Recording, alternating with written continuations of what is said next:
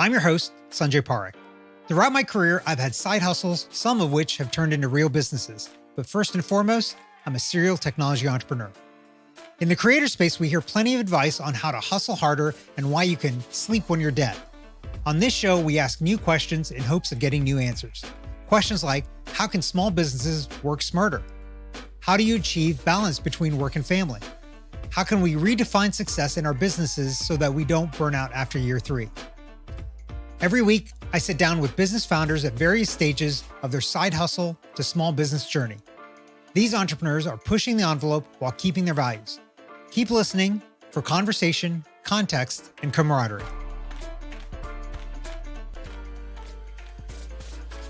Rob Friedman trained to become a lawyer at Emory University. After practicing law for a few years, he co-founded Digital Envoy, a media and information services company, in 1999. As Rob's education and career developed over the years, his love of baseball was always there. In 2014, he dove into the world of content creation. His niche, not just baseball, but pitching specifically.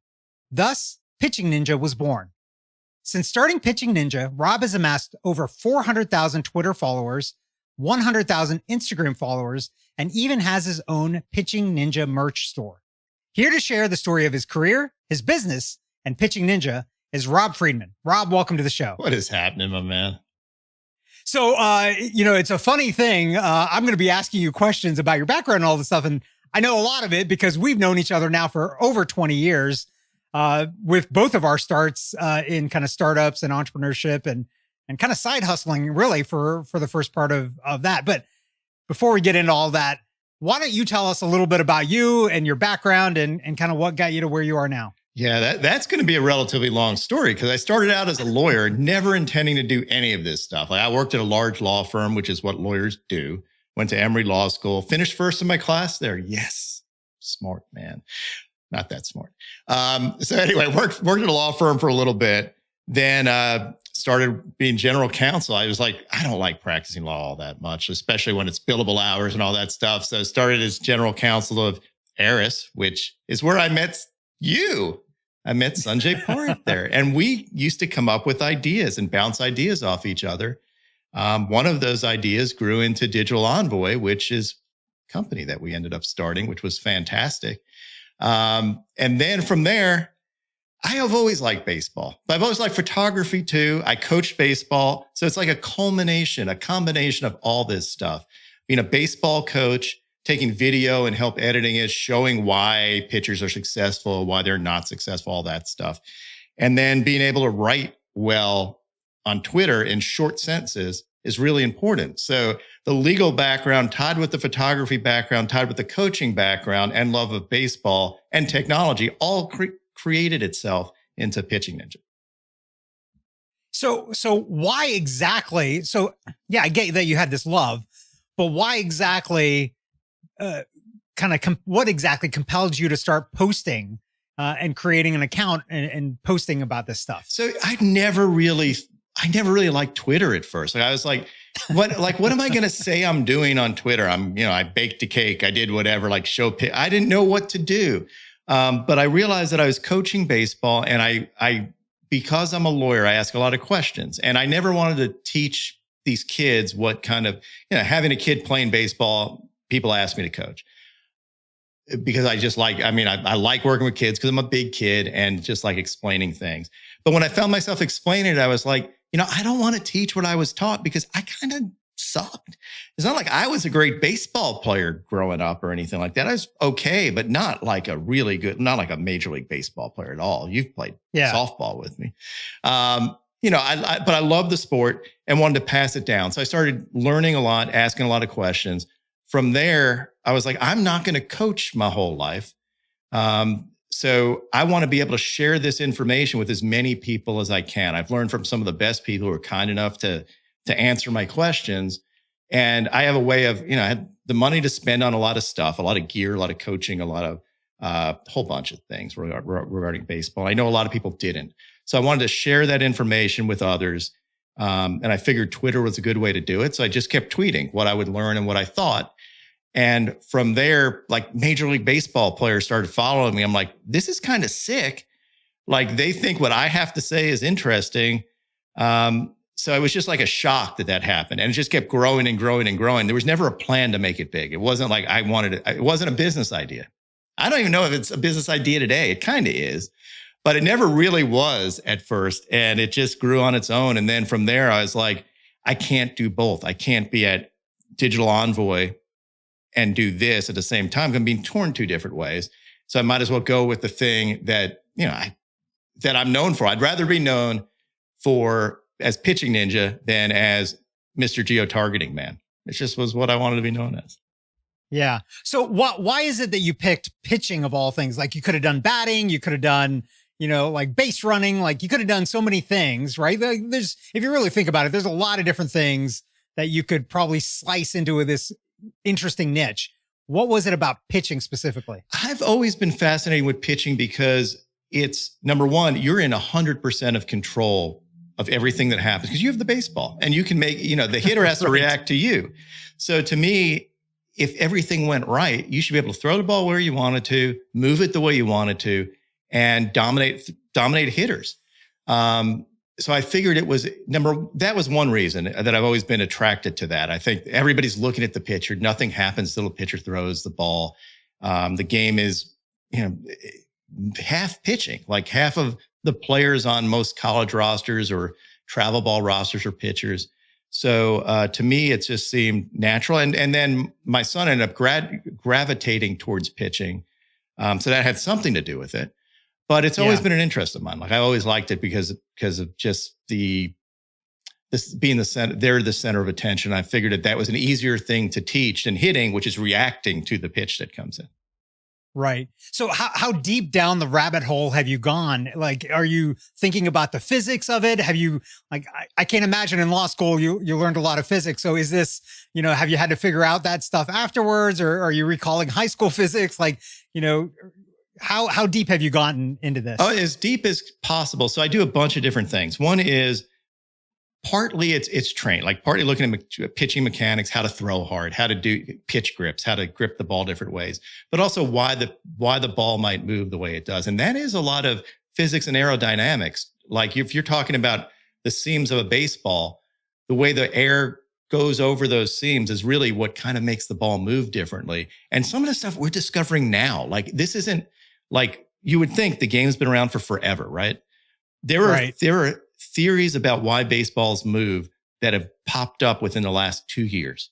And it's from an aerodynamics professor, an aerospace engineering professor, who happened to go to Georgia Tech, but now teaches out in Utah State. And I found him. Like I found this guy and I was like, he's saying interesting things. So I started putting him up on Twitter and all my followers started finding him. And I was like, this guy's going to get a job somewhere soon because a team needs to know this stuff. He was basically everything that you knew about why a pitch would move was wrong. And he kind of put it out there and a team actually did contract with him.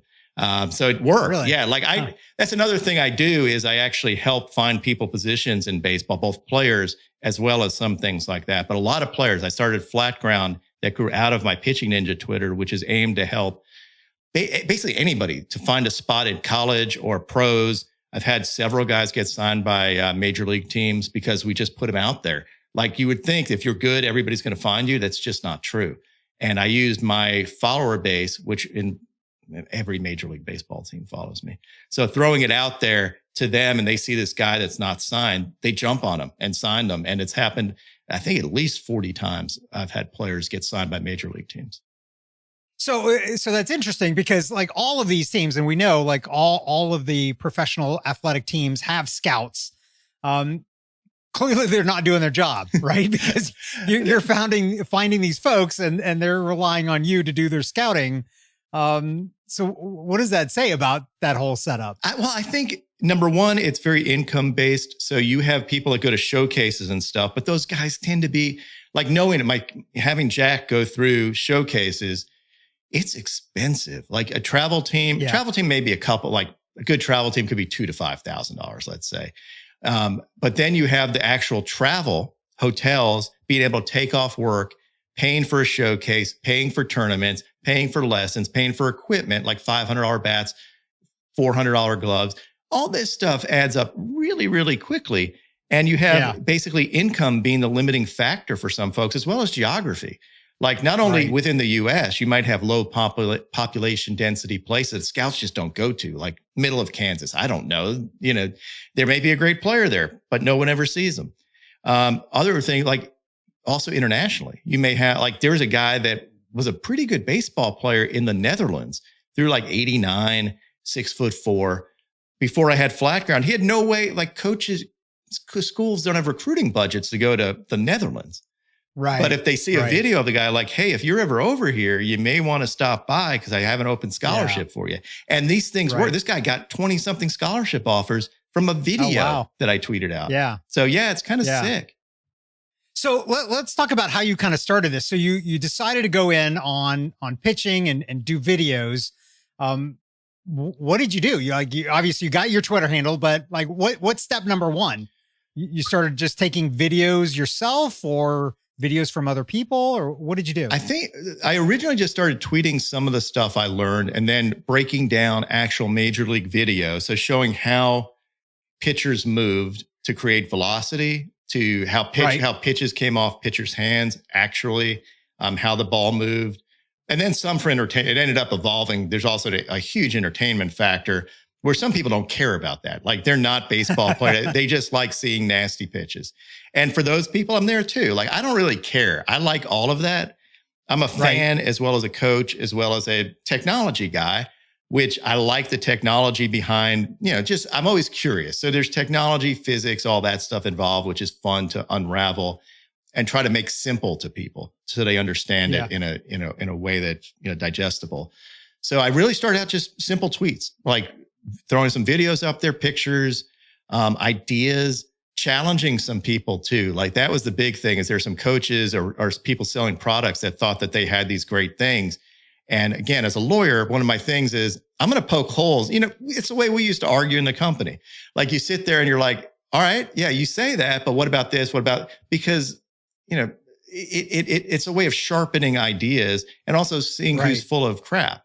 And, a lot of these guys either didn't like being challenged, or some of them did. And they they learned something about what they were saying, or maybe I realized I was wrong on some things too, which is totally cool. I don't argue always because I think I'm right. I argue because I want to find out if I'm wrong. Right. So, one thing that I kind of thought of as I've heard you doing this over time, is before every major league broadcast, there's this legal disclaimer, like you're not, or at the end of it, you're not allowed to rebroadcast and everything. And I've always thought, like, well, Rob's a lawyer, and I think he's kind of rebroadcasting this. And obviously it's okay now because you've got a relationship with MLB, but were you ever worried about them putting the hammer on you, or did they ever, or was there ever discussion about that? Oh, it happened. So this happened like, a few years ago. Okay.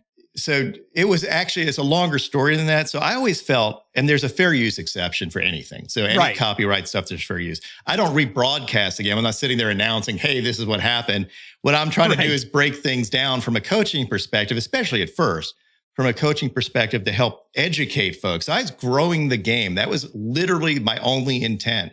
It was never to make money. It was never to do anything. I didn't make any money off that. Like I was just doing it with my own time to grow the game and help other people learn.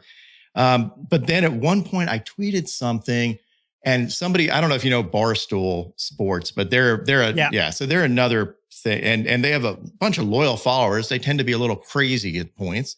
Especially back then. So I said something about somebody like taking my content. The guy actually took something I tweeted, put it under his own name, and it's like, hey, this is nasty. And it's like, wait a second, I did all the work on this. I found this. Right. And and he was like, oh yeah, well, it's MLB's, and sent his followers after me, who then reported me to both Twitter and MLB.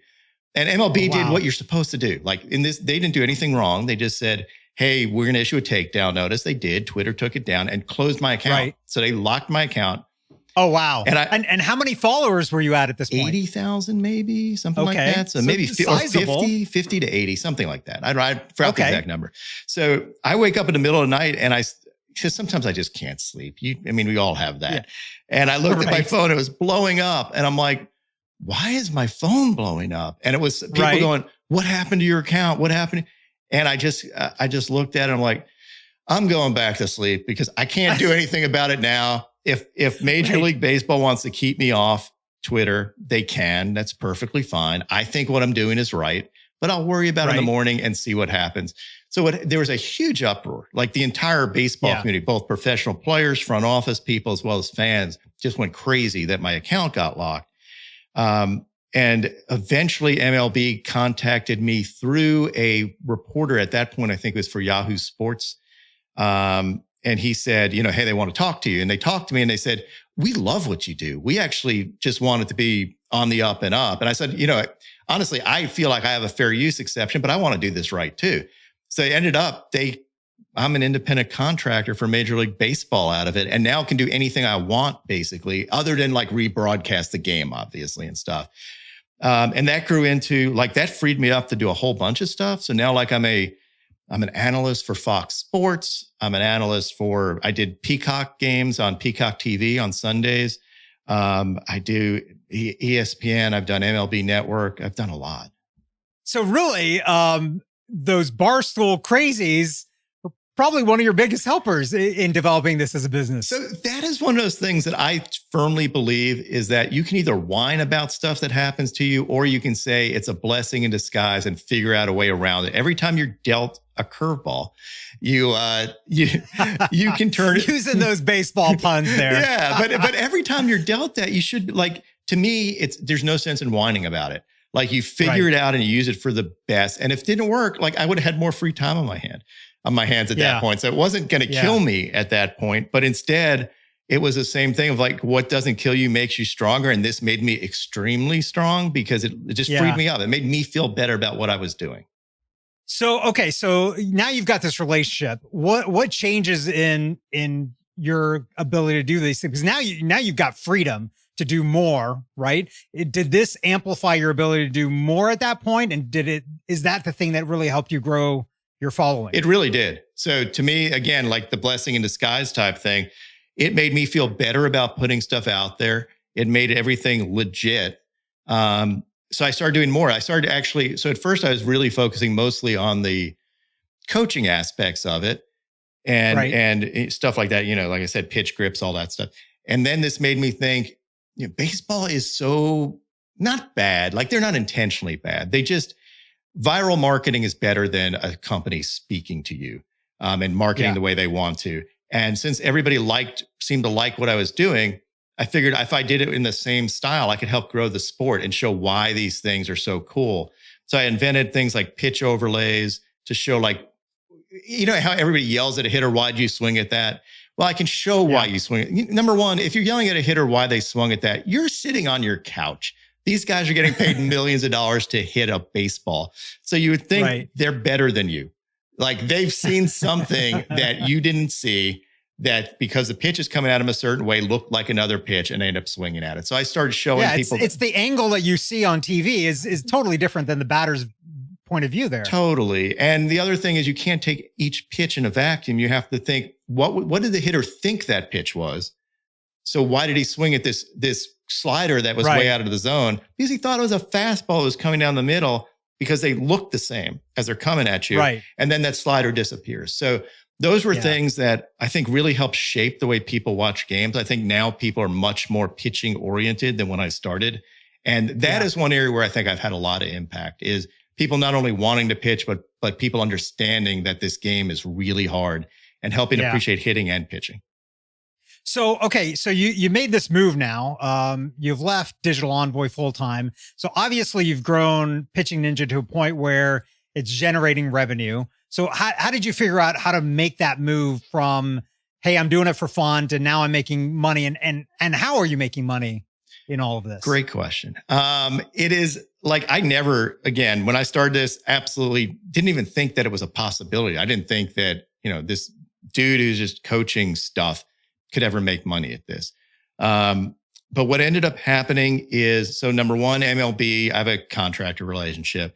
Then people started following me and get a ton of followers. A guy at RotoWare, so there's a company that actually makes t-shirt designs and stuff. And he was a graphic designer as well, worked for an ad. And he just DM'd me and said, hey, I got a great logo for you. And I'm like, really? Like, send it over. And he sent over the logo that's on my hat right now. And I'm like, this is kind of cool. And I put it out there. Like, I just changed my Twitter icon to that. And people were like, I want that on a hat. Oh, actually, I want it on a shirt. So he started breaking shirts. And at first I gave every penny of it, every penny I got from it. So he'd make money, I'd make money, and I'd give my money to charity, all of it. And then it became too much to give all to charity. And I was like, there's a point. I didn't feel comfortable at that point taking people's money because I've done pretty well at DE. Like, I can't complain. I've done well my whole life, and other people need their money more. And I don't really feel like separating them from that. But then at some point it just kept growing and growing and growing. And I'm like, this is a legit business. And it also helps me grow and add, I have a person now that works with me full time, and helps me manage the merch aspects of it and some of the content aspects of it. But then, so there's a merch aspect. There's YouTube pays money. Instagram has, money generating stuff. And then networks that I work with. So I get paid for working with, Peacock and, FanDuel. So, online gambling type stuff. And then, MLB Network, if I make an appearance, pays me. Nesson Red Sox Network pays me too. Okay. So like a lot of different avenues of making money. So that's helped you become more than just a single person thing. So now you've got one employee. So, that kind of helps move into the next kind of question. How do you balance all of this with family and, friends and like all of that stuff? I'm sure it helps now having somebody with you. But how do you think about that? And how do you kind of balance the stress of all of this stuff? Because now you're not just watching baseball games for the fun of it. It's a job every single time a game comes on. Great point.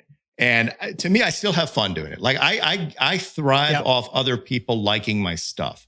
I put it out because I like it, but when other people like it too, I'm like, this is cool. Like, I came up with something that other people like. And sometimes there's a lot of other people that like it, millions and millions of people that like it. And that's insanely cool. So it's still always fun. I love the interaction part of it. But I am not great at balancing work life and personal life on this, because it becomes like, Patricia would tell me, you work like 14-hour days on this stuff. And I'm like, I don't think of it like work, because I'm constantly thinking of it and constantly doing something, but I can always take a break when I want to too. So it's not like no one's making me do it. Like, no one says you have to do this. I just do it. So I'm not great at You're not exhausted at the end of the 14 hours. It's been fun the whole 14 hours. It's been fun, but you do get exhausted. So like right now we're at the end of the season. And I think I told you before we started, like, I'm tired. Like, staying up all night watching a no-hitter and stuff. It gets tiring, no doubt. But it's also like, I can't whine about this. Like, if you're whining about, I understand people whining about their jobs. Whining about something that I started because it was fun, and still having fun at it every day, and watching a sport and having players come up to me and giving me big hugs and crap. Like, I go to the All-Star game and they're like, oh my God, it's pitching ninja. I'm like, dude, you're the one getting paid all this money because you're a great baseball player. I'm just a dude with a computer who writes stuff.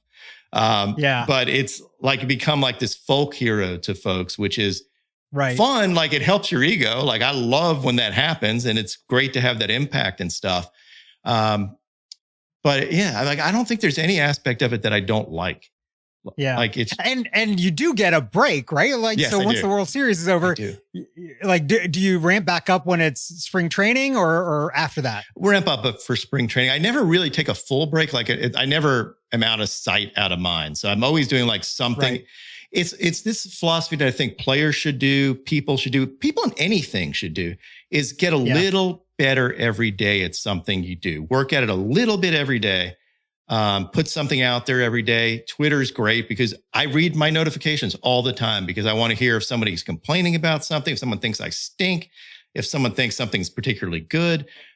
Because I don't agree with everything they say, but some parts are true, and you have to be able to differentiate that. So I think getting better at anything, 1% every day, it adds up, or, a fraction of a percent every day.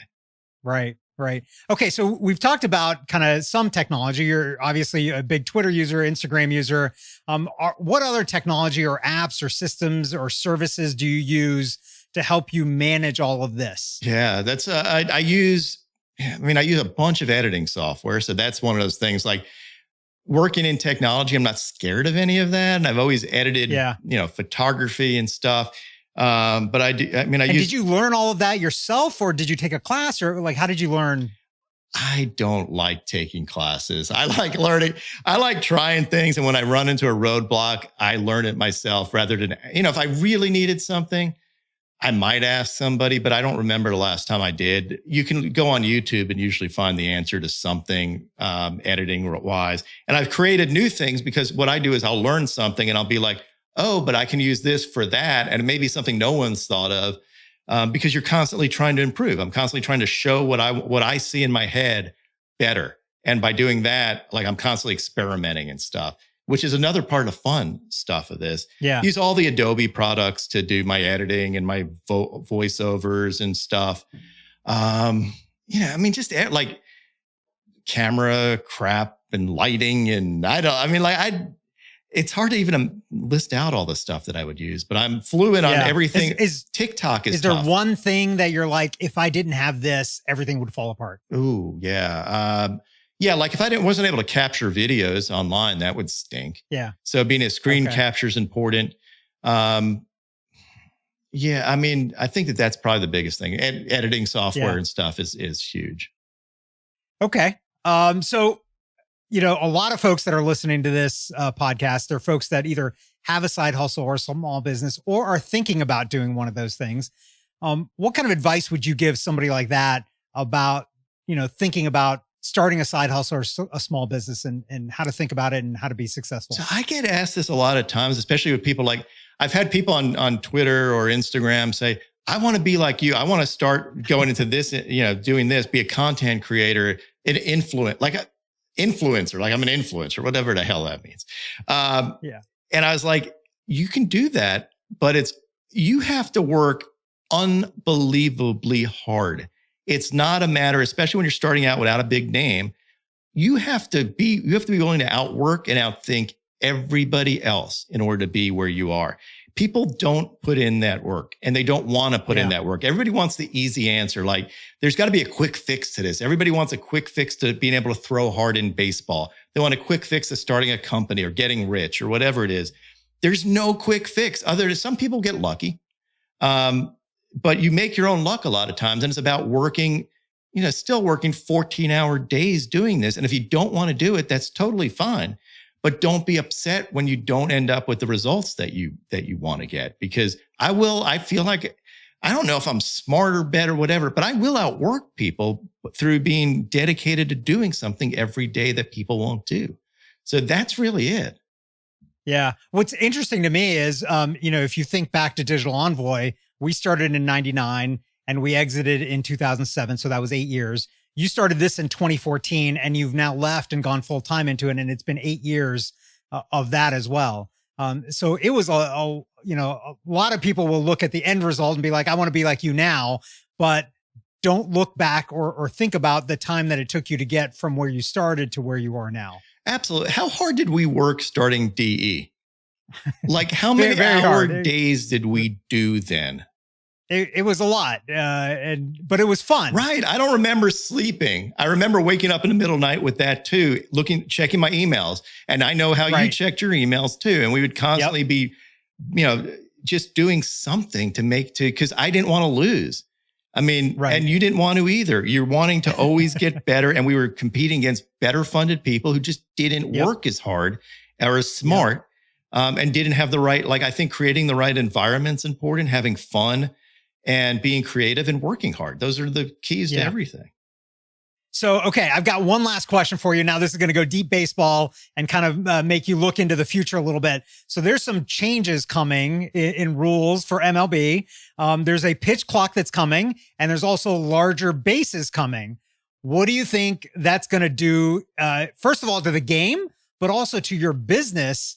Because now, maybe there's more pitches or I don't know, something changes about the analysis that you're going to have to do. So I love change. I am not, change should never intimidate anybody.